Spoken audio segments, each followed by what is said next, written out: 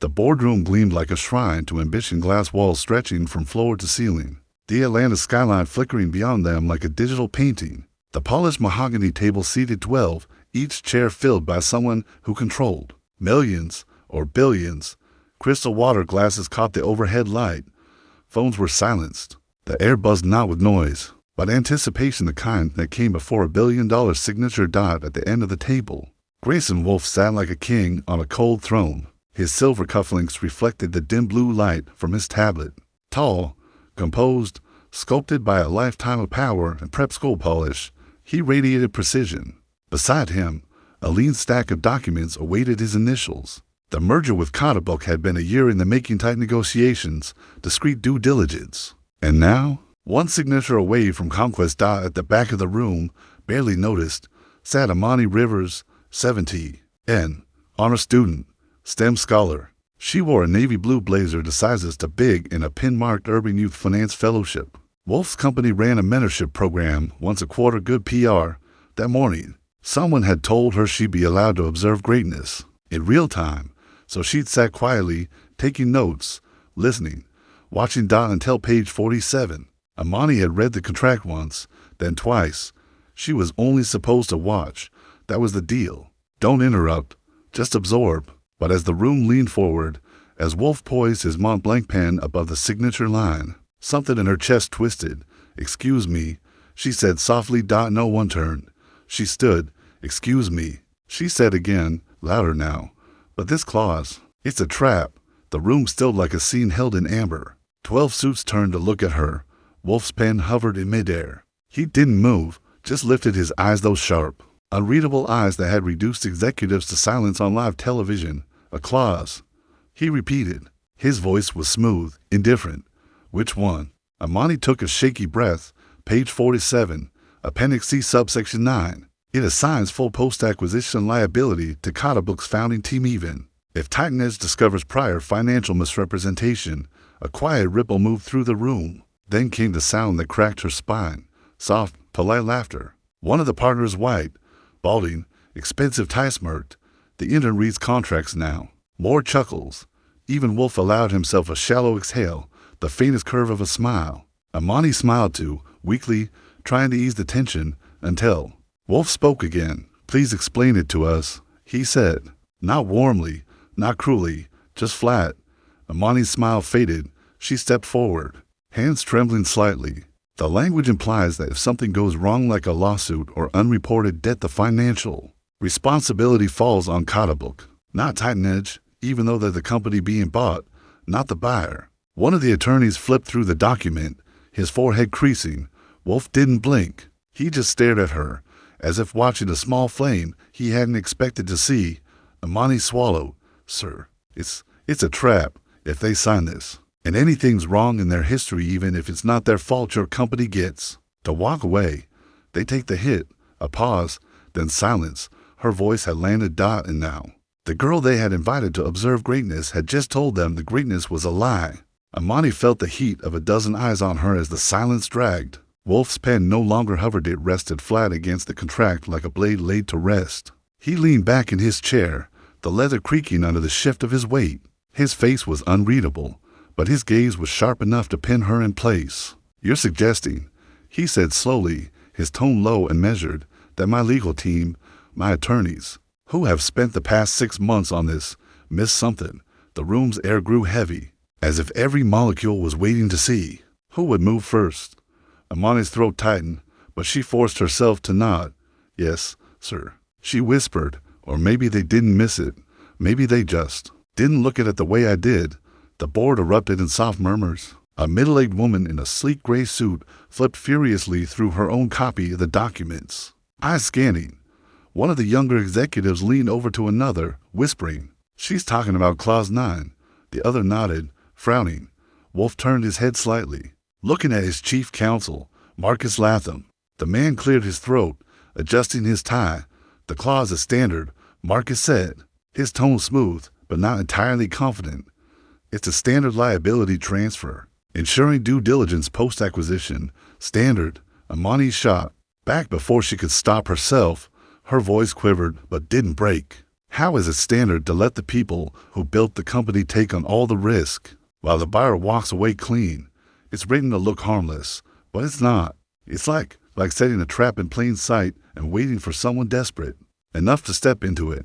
Wolf's eyes narrowed.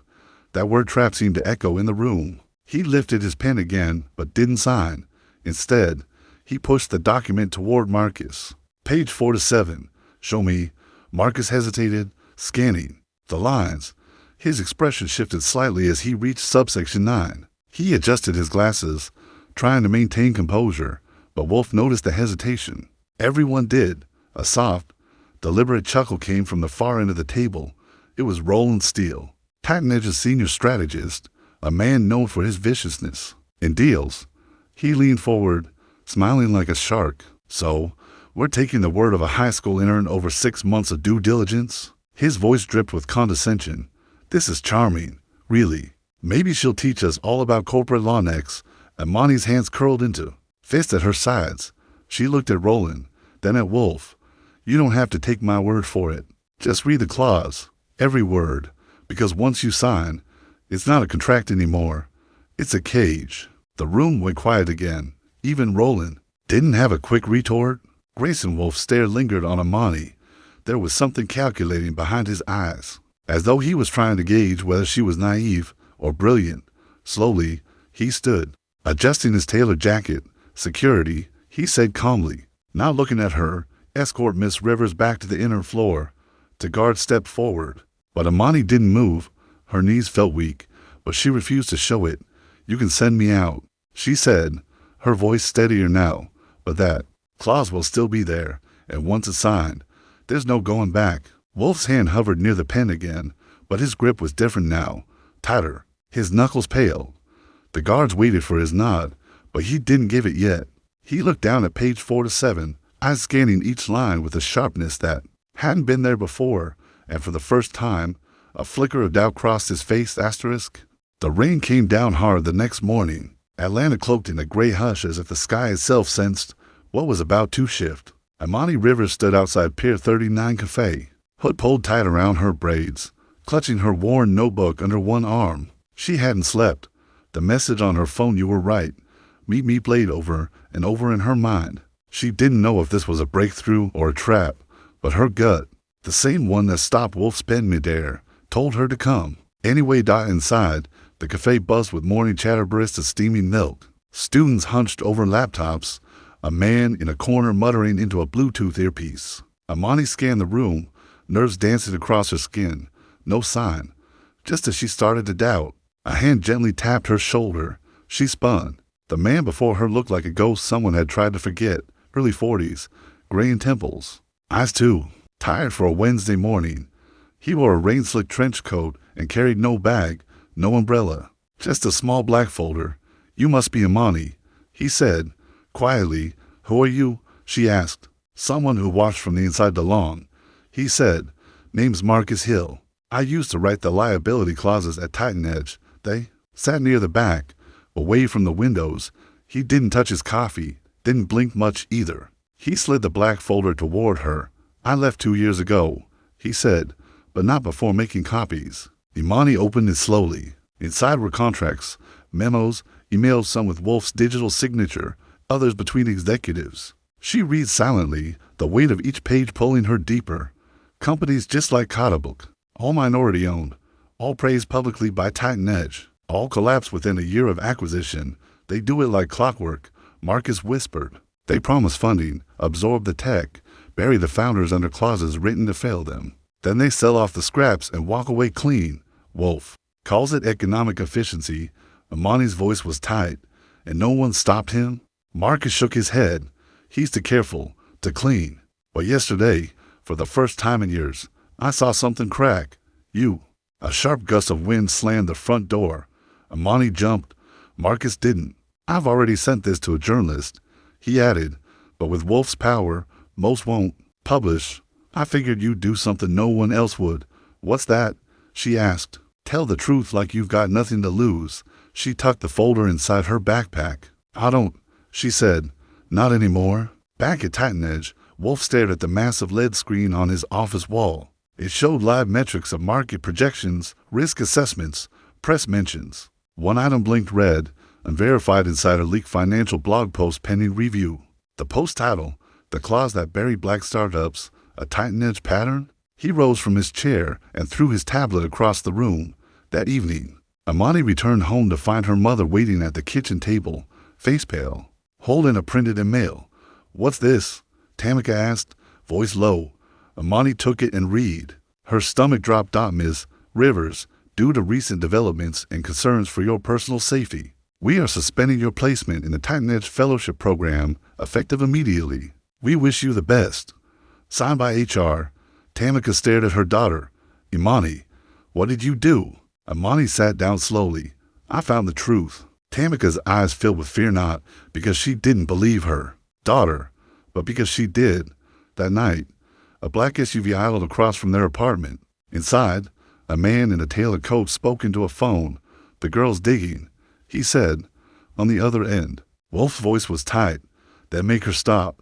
The next day, Imani received an envelope under her apartment door.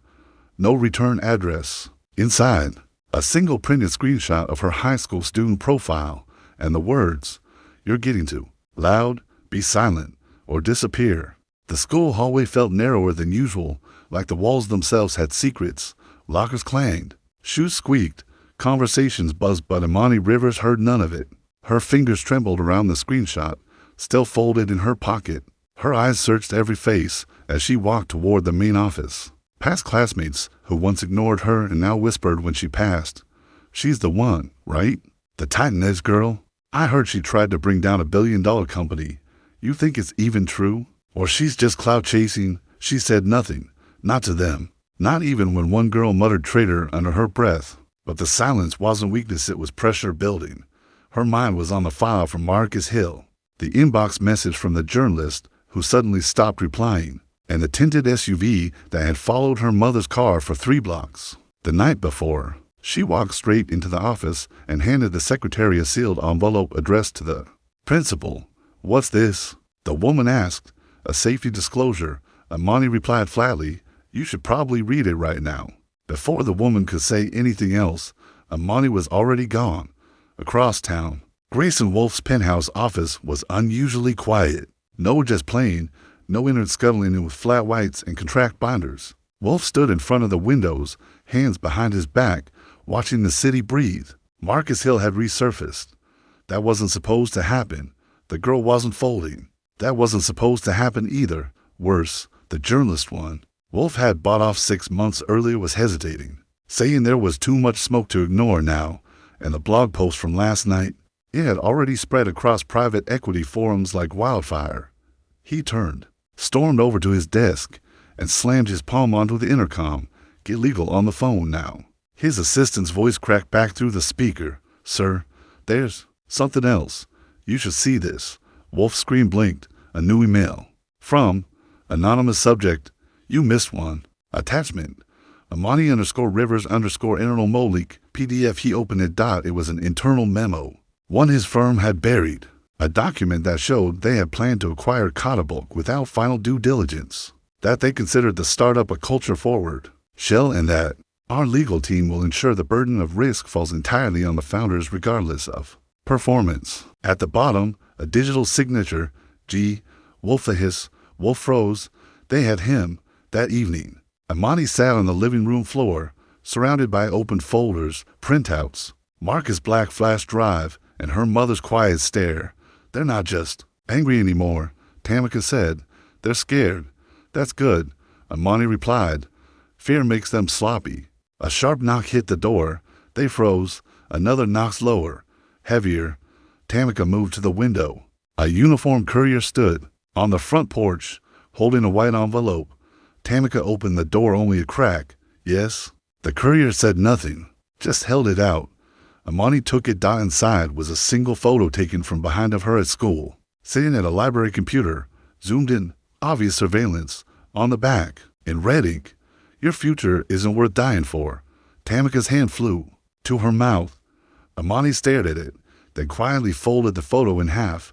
"They want me to break." "Imani, this is getting too dangerous." "I know.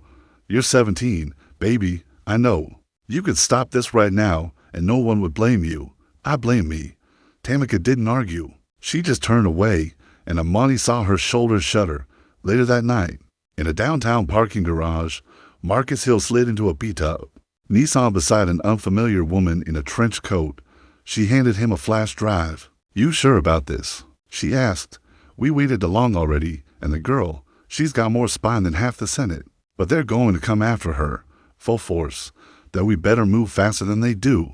The next morning, every inbox at Titan Edge's legal department pinged. Subject, urgent public records request inquiry from U.S. Securities. An exchange commented a single line in the email chilled every exec who read it. "Be advised that your firm is under preliminary investigation for systematic misuse of acquisition liabilities." Wolf threw his phone across the room. Back at school, Imani sat in the computer lab when her inbox chimed out a new name. From Victoria Chan. Subject, whistleblower protection and legal counsel Imani. "I've been following your story. You don't know me, but I've been watching this company for 3 years. If you're ready to take the next step, I can help you, but we have to move fast." "They're not going to wait."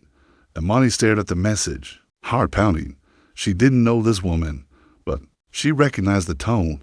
Another person who had seen too much and was done being quiet. She tapped back one word, "Ready." The wind rattled the courthouse windows like distant thunder. Inside, the halls were cold and echoing long corridors where ambition had walked beside fear too many times. Imani Rivers stood just outside courtroom 8B, her arms wrapped around a worn backpack, her fingers gripping the fabric like a lifeline. Her white blouse was iron flat, her blazer borrowed. Her courage, however, was all her own. Beside her stood Victoria Chan, sharp-eyed and unshakable in her black trench coat, clutching a thick binder under her arm. She didn't hover. She didn't ask if Imani was ready. She knew the girl had already passed that question. Inside the courtroom, the bench was lined with press, federal agents, and attorneys from Titan Edge, each one shifting in their seats, their once confident smiles stiffening. And at the far end, stone-faced and perfectly still sat Grayson Wolf, dressed in a steel gray suit, as though armor might protect him from truth. A court officer stepped forward. "Miss Rivers, you're up." Imani's legs moved before her. Fear could catch up as she stepped through the wooden doors. A hush fell across the room. Reporters lowered their pens. One Titan Edge executive muttered something under his breath and was quickly elbowed into silence. She took the oath, her voice steady, that she sat. Victoria rose. "Miss Rivers," she began, tone even, "can you tell the court how you first became aware of the clause in question?" Imani cleared her throat. "I was sitting in on a merger meeting at Titan Edge Capital as part of a mentorship program. They were about to acquire Book. I wasn't supposed to speak, but on page 47, I read a clause that transferred all legal liability post-acquisition onto the original Book founders." Victoria nodded. "And what did that mean to you?" "That if something went wrong, even something Titan Edge didn't discover until later, the founders, not the buyer, would be held responsible. Their names, their money, their freedom." Victoria leaned in slightly. "And what did you do?" Imani looked at Wolf now, straight at him. "I told them not to sign it." A murmur stirred the back row. Grayson Wolf's jaw tensed. "What was the response?" They laughed. A few of the jurors looked visibly uncomfortable. Victoria flipped a page in her binder. "Miss Rivers, did you have access to Titan Edge's internal communications?" "No." "Then how did you discover the company's pattern?" "Marcus Hill. He used to work for them. He brought me documentation of similar clauses used in past acquisitions. Most of those companies were black or brown-owned. Most of them don't exist anymore." The courtroom turned still as stone. Victoria turned to the judge. "Your Honor, I'd like to submit Exhibit E, a flash drive containing internal memos, acquisition timelines, and annotated clauses from 7 failed mergers that followed the exact same pattern." The judge nodded. The bailiff took the drive. Victoria continued, "Miss Rivers, have you received threats since raising your concerns?" Imani nodded. "I was followed. Someone sent a photo of me at school, said I should stay silent or disappear." Gasps swept the room. Victoria's voice hardened. "Do you regret speaking up?" "No," Imani said, voice cutting through the silence like glass, "because truth doesn't care who's speaking it, and it sure doesn't care how clean your shoes are." Grayson Wolf shifted across the aisle. His lawyer rose for cross-examination, a balding man with a smug smile. He straightened his tie like a boxer taping his hands. Miss Rivers, he began, you're 17. Yes. You're not a lawyer. No. You've never worked in mergers or acquisitions? No. So you don't have the training to interpret these clauses, do you? Imani paused. I don't have training in legal deception, sir, but I can read, and I can smell a setup when I see one. Laughter broke out, brief and sharp. The judge banged the gavel. The lawyer frowned. Did you know, Miss Rivers, that every acquisition has risk? That what you saw could have been a protective clause? Imani tilted her head. If it was protective, why did every company that signed it end up in court or bankrupt? Protection for who? Silence. The lawyer shifted, now sweating slightly. You believe you've exposed a conspiracy. Imani locked eyes with him. I didn't expose it, she said. They did. I just didn't look away. He sat down. Outside the courthouse, the media exploded. Teen whistleblower testifies against Titan Edge. Corporate pattern of targeting black-owned startups emerges. Grayson Wolf faces legal reckoning, but inside Wolf's mind, the headlines were background noise. He was thinking about that memo, about the clause with his signature, about the journalist who had just leaked a full exposed title of the clause that ate the future. With screenshots he thought were destroyed, that night, Victoria, Marcus Hill, and Imani sat in a quiet hotel room, flipping through binders as the city roared beyond the window. I have one more thing, Marcus said quietly. He pulled out an envelope. Inside was a photo of Wolf shaking hands with a senior federal compliance officer off the books. No public record. There's a reason no one's prosecuted him before. Victoria stared at it. He bossed silence, until now. Imani said, quietly, the sky over Atlanta was gunmetal gray, thick with clouds that promised a storm, but hadn't delivered yet, just like the city itself, waiting, tense, on the verge of something irreversible. The courthouse steps were packed. Reporters leaned. Over barricades, cameras hovered like vultures. A whisper spread through the crowd like fire on dry grass. Inside courtroom 8B. The air was electric. Every seat was filled. The jury's faces were stone, unreadable, rigid, tired. They had deliberated for 16 hours. Imani Rivers sat between Victoria Chan and Marcus Hill, her blazer slightly wrinkled, her hands tucked between her knees. She hadn't spoken in an hour. Her mother, Tamika, sat to Rose's back, her hands clasped in prayer, though her eyes never closed, across the aisle. Grayson Wolf looked different. No longer bulletproof. No longer steel. There was a crack in the armor, now subtle, but present. His fingers tapped slowly against the defense table. His attorney whispered something into his ear, but Wolf didn't react. His eyes never left Imani. The bailiff stepped forward. All rise. Everyone stood. The jury entered in single file. The four women, a middle-aged woman in a navy cardigan and steel gray curls, held the envelope like it weighed 1,000 pounds. She handed it to the judge. He opened it with deliberate calm, then looked out over the room. On the charge of corporate fraud, he said, we find the defendant guilty. There was no outcry, just a wave of exhaled breath, like the whole city had been holding it. On the charge of falsifying financial documents, guilty. On the charge of intentional manipulation of acquisition contracts, guilty. Each guilty hit like a gavel through the bones of the courtroom. Imani didn't cry. She didn't smile. She sat still, anchored by something deeper than celebration. The judge continued, his voice a hammer of finality. Mr. Wolf, due to the severity of the charges and the demonstrable harm caused to numerous small businesses, this court sentences you to 10 years in federal prison. You are to be taken into custody immediately. Wolf's lawyer tried to object, but the judge waved it down like a man brushing off a mosquito. Imani watched as the marshals approached Wolf. For a moment, it seemed like he might resist, might erupt, might try to argue one last time, but he did in single quotes T. He stood up, turned once toward Imani, and in that single look, quiet, sunken, void of arrogance, there was something she never expected to see. Respect, fear, maybe even regret. Then he was gone. Outside, the press swarm exploded. Imani Rivers, do you have a statement? How does it feel to take down $1 billion CEO? What happens next? She stepped up to the podium, Victoria by her side, her mother close behind. She didn't raise her voice. She didn't have to. This was never about taking someone down, she said. This was about not letting people like us get erased quietly Flashbulbs popped like lightning. Her voice stayed steady. I didn't speak up because I wanted to be heard. I spoke because silence was killing companies built by people who looked like me. A beat. The crowd hushed. Turns out truth doesn't care what school you went to, and justice doesn't check your bank account before it listens. The crowd erupted. Days passed. Then weeks Wolf's empire collapsed in pieces. Titan Edge's board disbanded. Investors fled. The Department of Justice launched an independent probe into acquisition practices across the entire industry. Wolf's name was scrubbed from websites, award boards, and conference banners. Caught the black-owned software company that had almost been dismantled was reinstated as an independent entity. The founders publicly thanked Imani during a live-stream conference, holding up a plaque that simply read, "For the girl who read the fine print."